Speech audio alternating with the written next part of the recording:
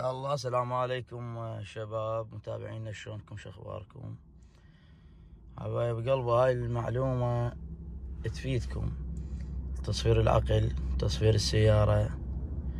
بعد ما أعرف اللي يعرف هاي المعلومة وما يعرفها، فحبيت أنا أفيدكم.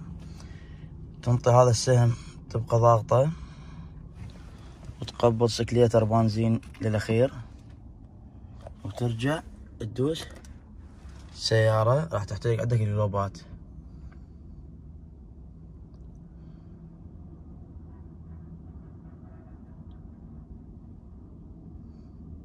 هنا راح تشيل رجلك، راح تبقى السيارة صفر روحها وحدي.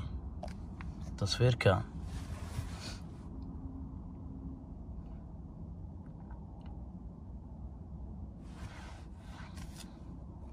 هاي ثواني على ما هسه ترجع تشغل.